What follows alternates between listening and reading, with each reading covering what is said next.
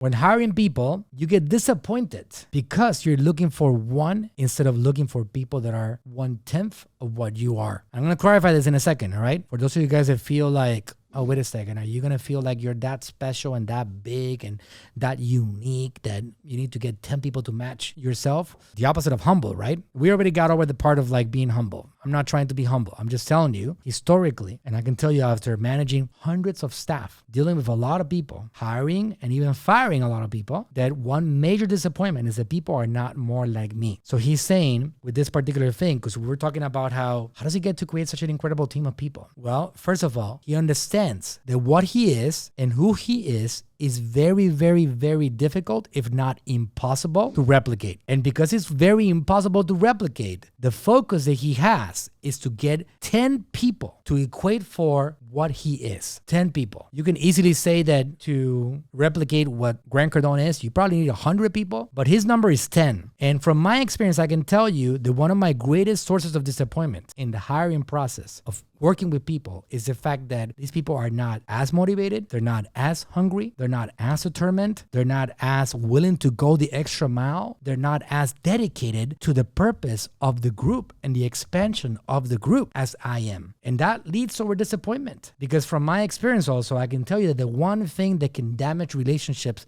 the fastest is this thing called expectations. When you're expecting from people more than what they actually give you, for example, an agency client, I tell them that I'm going to deliver $100,000 in sales a month. That's what I say. And then I deliver $50,000 in sales a month. Nothing will destroy that relationship faster than setting false expectations. The same thing with having employees. If you keep on expecting people that you hire to be like you're going to keep on getting disappointed and you're going to keep on getting rid of people because you don't realize that what you are and who you are is pretty much not repeatable. You can't really like get another one of you. I can't do that right now at AGM. My ability to bring in clients, my ability to service people, my ability to come up with marketing strategy, my vision in some areas, my intention to thrive and push forward and do better, and my hunger for expansion and for greatness, it's not something that I've been able to find easily in other people.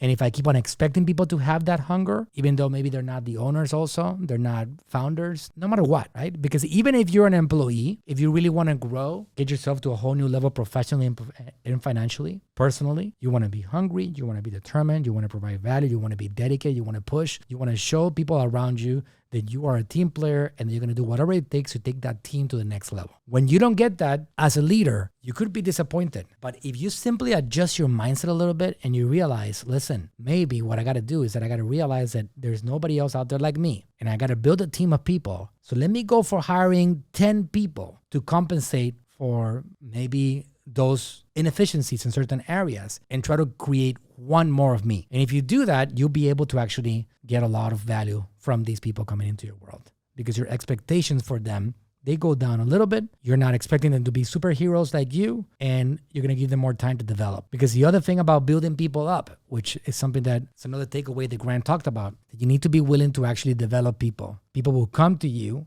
with a certain ability and skill, and you got to know that it is your job, because the world out there will not develop them for you. Generally, they won't. It is your job to do everything that you can to lift that person up and have that person discover abilities that they didn't know themselves they had. It is your job to lift them. And if you do that and you do that correctly, you will have a great team around you in no time. If you're enjoying this content, please go ahead and subscribe. Help me comment below and let me know if you have any questions about marketing. And I'm on a mission to help as many of you as possible conquer the marketing world. So help me out. Subscribe, hit that button, hit that bell, get notified. Go ahead and subscribe right now.